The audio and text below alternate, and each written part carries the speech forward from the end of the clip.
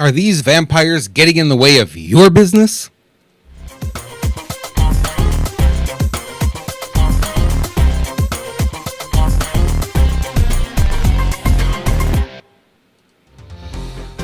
Welcome to another edition of Coach's Corner. This is episode number 32, moving right along. Today's episode is called Vampires. You're going to love this one.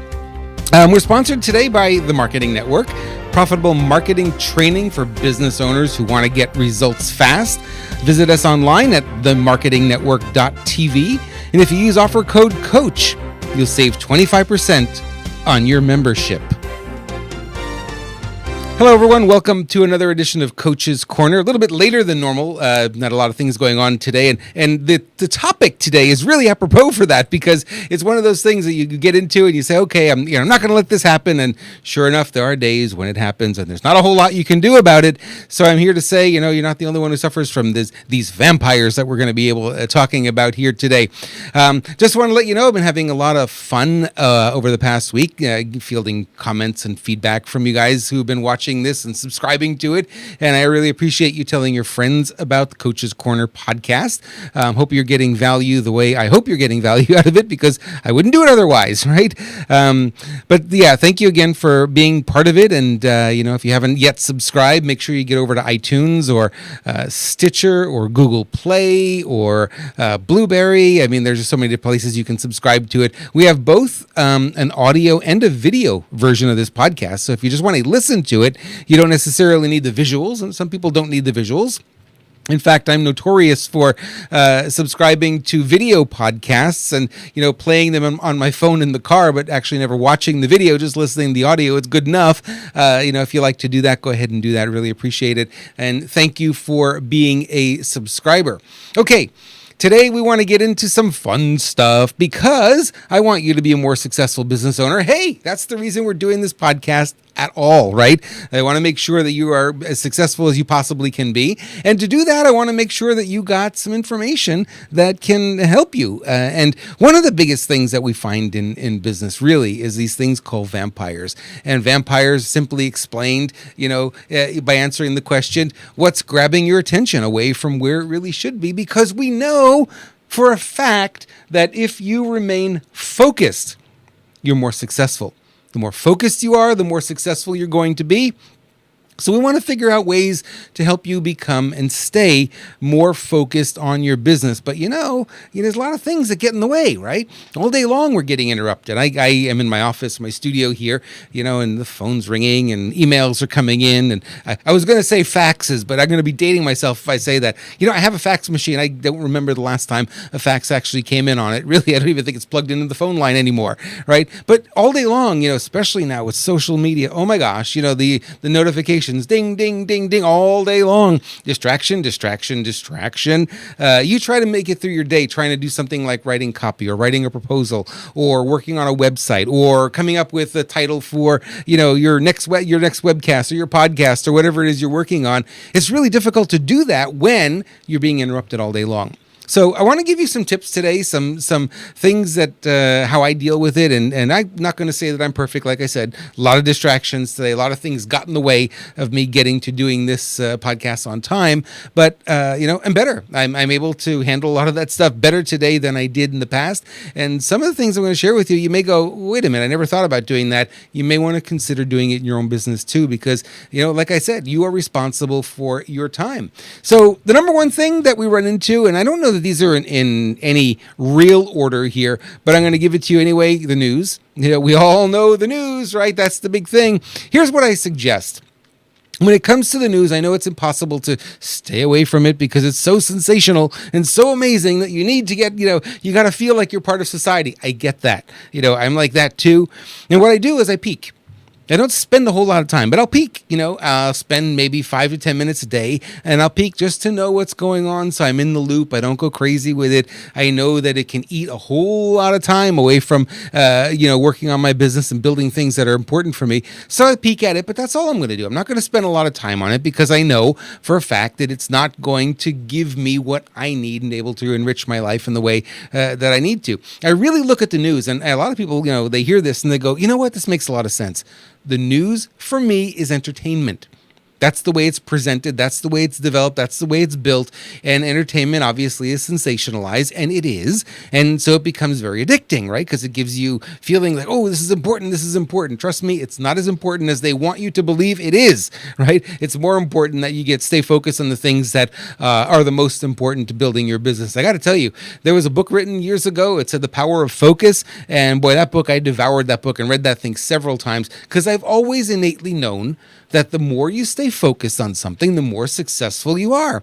And I got to tell you something. Very early when I first started in business, back in the 80s, when I first decided that I wanted to be in business for myself, I know I'm dating myself now, a little bit older than most people. But you look at that, and I always remember that when I set my mind to something, and I said I'm going to work on this, and this is going to be my project, and I'm going to make this thing happen. Back then, it was building a bulletin board system. I didn't have a computer. I had to find the money to get an IBM XT computer compatible clone, right? I had to get a modem. I had to get a phone line. I needed to buy the software. And then I needed to figure out what the content was. A big project. But I set my mind to it and I stayed focused on it. And I did a little bit each day, a little bit each day, a little bit each day. And bang, 1989, I made my very first sale online. I sold a market research report for $1,100 on this bulletin board. Now, it taught me a couple of things. Number one, yeah, you can make money online, but I already kind of guessed at that, right? I kind of knew that the online world, when I first saw the online world back in 1984 on a service called QLink, which was the precursor to America Online, I had the idea that this is going to change everything. Everyone now can connect. Their computers can connect. We can exchange information. I knew it was going to change something. So 1989, I was able to make that first sale because I stayed focused on the goal. The goal was to make a sale online. I was working for a company back then. I remember going into the boss's office and saying, we got to do this. We got to sell stuff online. He turns to me, he goes, "What's online?" Literally. I said, "Don't worry about it. I've got it covered. I know exactly what I'm doing." And I went out and I built this thing. No help from him, no money, no financial help. I just built it all on my own because I wanted to. And I made my very first sale. When I brought the sale into his office, it wasn't my research report that I'd sold. It was his. I brought it into his office and he says, "Tell me more about this online thing. This sounds interesting," right? It's a way to make money that he hadn't thought of before. So there is a lot of power in staying focused. The better job you can do at staying focused, and the more you can tune out these distractions. And I know, we all do it. Want to go on the news site, want to see what's going on. Of course, the social media, social feeds. We know what's news, what's happening, with the hurricanes, the tornadoes, the earthquakes, the wildfires. We got to know. Yeah, you need to know. But if you're not directly involved, you don't need to obsess over it, right? So check in, see what's going on, get back to what you're supposed to be doing, what you really want to create in your life. Otherwise, it'll never happen. You're just going to continually be distracted. Here's the other one for me. The big one is email. Oh my gosh. This I'm going to say 1994. 95, maybe 93. I was working for a company back then, and I had set up email that was not just local. Local would be just in the company. We had about 50 employees back then, but I actually set up something called CC Mail back then and was connecting via modem, dial-up modem, to their servers, and then we could have what we called early internet email back then. And, ever since then, email's been a thing. Every day, got to check the email, got to check it. To this day, it's still a habit, right? First thing I do in the morning, get in, check the email. Okay, great.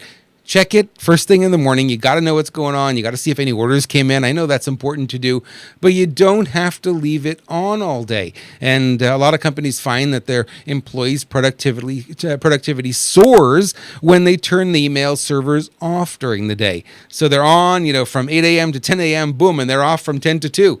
Right? So now all of a sudden the employees can't send or receive email during that time. They could write emails and submit them, but they're not going to go anywhere. They'll stay in a queue.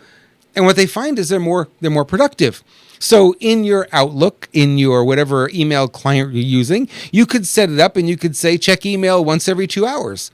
This way it's not checking all the time. You're always getting bing, bing, and you get little notifications at the bottom of the screen telling you you've got new email. It's not going to happen that often. And I think that's a really good thing to do. I do it. I changed my Outlook habits a lot over the years. Before it was check email every 5 minutes, and every 5 minutes, there's new stuff coming in. Usually just spam, not really great stuff coming in. But that would come in and that would come in. Well, of course, it's going to distract you. You gotta deal with it when the email comes in. Well, I find that email is not really one of those things that is as important as it used to be. A lot of people today, especially in my world, I don't know about you, but email is really diminished in terms terms of its importance as far as a business tool goes. Not dead. I wouldn't say that it's dead, but it's not nearly what it used to be 10 years ago, when before the spam filters came out.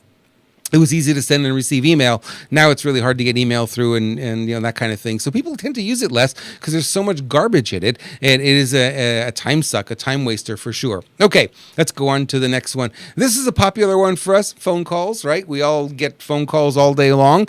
I decided back in, I'm going to say, 2003, 2004, I really got fed up of answering phone calls. And they were just sales calls, and you couldn't get rid of these people, right? They get on the phone, they start the conversation with you, and no matter what you say, they've got a response for it. And what they do is they suck 20 minutes out of your day for something you had no interest in, something you weren't requesting, something, you got to battle with them, you got to deal with them. So I decided that, I'm going to change the way I deal with phone calls. And instead of being the guy who's, first answering the phone right away, phone rings, bam, I'm going to answer it. I'm going to change things up and see what happens. It was sort of an experiment back then. And I said, well, I've got voicemail. Voicemail is a really good tool, right? It's an absolutely great tool to have to be able to, instead of people calling you live and having to answer it, well, you can go screen. You can screen the calls, see if there's anything you need to call back. And if somebody calls you and says, hey, it's Joe, give me a call back, and you don't know anybody named Joe, never call them back, right? It's no harm, no foul. Nothing's going to happen there. And what I decided to do, I said, I'm going to just make appointments with the people I know I need to speak with. So my clients, they want to talk to me, they make an appointment. They say, I've got this time, or I want to talk to you on this time or this time. That's great. That's all it requires. And if they do that, then I know that at 4:00 today, I've got a phone call with Joe, and I get on the phone with Joe. Joe knows the phone call is going to be 30 minutes, not hours. It's going to be 30 minutes. We're on and we're off. And then it doesn't really interrupt my day too much because I kind of know it's coming. It's not a surprise anymore. So I plan. Now, if I'm writing, if I'm doing whatever, I make sure I wrap up. Okay, 10 to 4, okay, take a little break, get a little sip of water, get ready for the phone call. Bang, you get the phone call done. 4:30, now I know I can go on to something else or whatever's next in my day. So that's how I deal with that. You may have a different strategy, but that's mine. I'd love to hear yours, by the way, if you've got a different one, because we always love to learn here, and that's important to do. Okay, the big one today is social media. We know this is a problem for a lot of people. Social media. How in the world do you deal with social media? Well, again, like email, what I do is I'll go in the morning, have a look, see what's going on, see if there's anything that I need to deal with, see if there are messages. By the way, today, instead of communicating with email, most of the people I communicate with on Facebook, I communicate with Facebook Messenger. Wow, that's a surprise, right? Big shift. Yeah, well, Messenger is quicker. It's, it's less spam filled.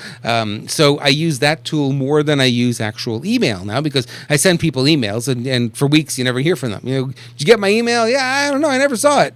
Oh, you send them a Messenger message, bang, you hear it right away. So the thing with social media is it can be very absorbing. It's made to be that way. And actually, they do a lot of studies and they really work hard to get you addicted to social media.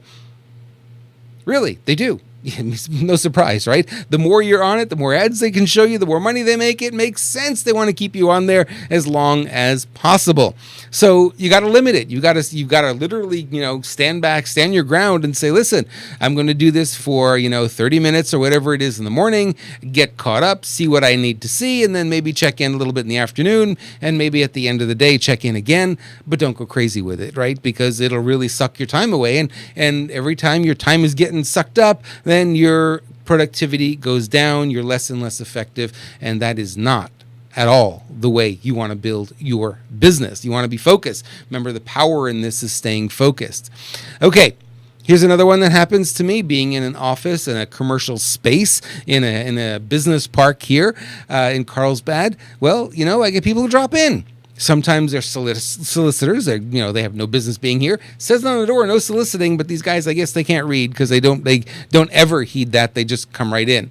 I'm thinking of putting up a big sign when they open the door that says no soliciting, just in case they miss the one that's on the door, and they often tend to. So what I do is I set boundaries for people who just drop by, if they're old clients or friends or that kind of thing. I say, I've got 15 minutes for you. That's it. And I stick to that. Once 15 minutes is over, they got to go. I got to get back to work. I got to do whatever. If I've got 10 minutes, it's 10 minutes. If I've got no time, I tell them that as well. Now, this whole idea, this concept of setting your boundaries, real important, my friends, really important, because if you don't set them, people are going to trample all over you. So an important thing to do, set your boundaries. Just say, hey, I've got this much time, so they know exactly, what the parameter is, what the window is that they've got to work with. Get to the point. Don't dawdle. Some people just like to come by and sit around and chew the fat, with it. It's like, but I've got a day. I've got things to do. I've got the balls rolling in 10 different directions today. I've got to take care of clients. I've got projects I'm working on. I've got, a book to edit, whatever it is that I'm working on. It's like, I just can't stop sometimes for that kind of thing. I love it, and there's a time and place for it. And I will definitely put it on the calendar if that's what somebody wants to do. But unexpected drop-ins, no, they're not a good thing for your productivity. They will hurt your productivity in a big way. Okay. This other one is one I have good feelings and bad feelings about it. Seminars, webinars, webcasts. I think it's important to keep learning. I think what you're doing here, listening to this podcast, is not necessarily a waste of your time. There are some seminars, webinars, webcasts that are, and I put podcasts in there as well. Some of them are just hypey, right? They're not really going to give you any value. They're going to spend, the first 15 minutes telling you what they're going to tell you, but they don't tell you anything. When I get into those, if I spend 10 minutes or invested 10 minutes in it and they're not going anywhere, they're not giving me any value, then I jump. I don't stay. Why? Because my time is valuable. I've got to get on with things. And, if you can't get to the point right away, then, I don't have time for that. I've got to get going. I've got other things I want to do, places to be. I've got a business to build. I've got clients to serve, that kind of thing. So I'm very discerning about those things. I do listen to a lot of podcasts or webcasts, webinars, seminars, that kind of thing. I sign up for a lot of them. I don't always attend everything I sign up for, but I make an effort to at least check in, because that's how you keep yourself enrolled in your industry. You got to know what's going on. Who's teaching what? Is there a new strategy? Is there a new thing I didn't know about? Well, I attended a webinar this past week that was really effective. They had some stuff that I hadn't thought about in terms of marketing on social media. So now I come away from that and I say, well, I invested an hour, but I have a strategy that's going to literally help me cut my advertising budget in half on Facebook and double the results at the same time. I thought, well, that's important, right? I didn't need to buy the program. I didn't need to go further with it because I already had the tools they were talking about. I already have the knowledge base that they were basically going to teach, but there was a strategy that they laid out for me, and I thought, hey, this is really good, and I can use this. I can implement it today. Wasn't a waste of time. If, however, the first 15 minutes, 10 minutes of that webinar were, well, we're going to tell you about this, and we're going to tell you about that, and by the time we're done, you're going to know this, this, this, and this, but we're not going to get there yet because I want to tell you this story and that's, and they just weave and wobble all over the place, I would have left because I don't have time for that. I really need, if you're gonna take my time, and you should be discerning this way too. If you're going to attend one of these things, if there's no value in them, then bail. It's okay to bail. No harm there. It was free anyway. Whatever, you got to get out of it. And actually, not only are the free ones, I sometimes bail on the paid ones, even though I've paid for it. Sometimes the value is just not there. It's just not a thing. My time is more valuable than the money in many respects. So when it gets that way, I'll just say, okay, I'm done. I didn't get what I wanted out of this. There's no value. Too much dawdling, too much playing. Gotta go. I got other things I need to do. So that's the seminars, webinars, webcasts. And here's the last piece I want to leave you with is your time is your time.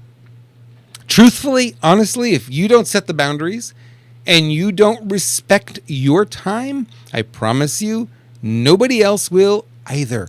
That's just the way it works. You don't respect your time. You're letting people know that it's not a problem. Yeah, I drop by anytime. I'll sit for an hour with you. Or call me anytime. Yeah, we'll get on the phone and we'll blow an hour and a half, 2 hours. I used to do this. I know firsthand what it's like. I don't do it anymore because I've learned, if you're willing to give that time away, people are willing to take it. They'll take it all day long. And at the end of the day, you walk away and go, gee, I didn't get anything done today. Very low productivity day for me. That's not the way I want to go through my business. I want to be able to walk out of my studio every day and say, I accomplished something. Something got done that was really great. And it was because I stayed focused. And it doesn't mean I cut people out. Doesn't mean I'm angry with people. It just means that I've stayed focused on what I need to do and I did it. And that's really all that's important. So that's my presentation for you today. I really want you to get, be okay with setting your boundaries when it comes to time, and really just stay as focused as you possibly can. It's not going to be perfect. Like I said, days like today for me, this was supposed to be done 6 hours ago, and it didn't happen because I had other things that I needed to take care of. So I couldn't get it done as well as I thought I was going to be able to. Okay, with that, I want to remind you that you should subscribe to the podcast if you haven't already. I would love to have you as a subscriber, and tell your friends, obviously, and let you know that our show today is sponsored by the Marketing Network, the marketingnetwork.tv, the place for you to learn marketing and other business strategies. I know we're calling it the Marketing Network, but the truth of the matter is there's a lot of personal development in here as well. Melanie Benson is a life coach and someone who teaches you how to get over your issues with money. Very, very effective trainer in that area. And she's got a course in the Marketing Network, and I'm hoping she's going to come back and do some more, because it'd be really fun to have her come back and do a little bit more as well. Marketing Network is a training system where the courses are on video, so you can watch them on any device. You can watch them on your laptop, your desktop, your iPad, iPhone, Android phone. You can watch them on Roku. You can watch them on your Apple TV.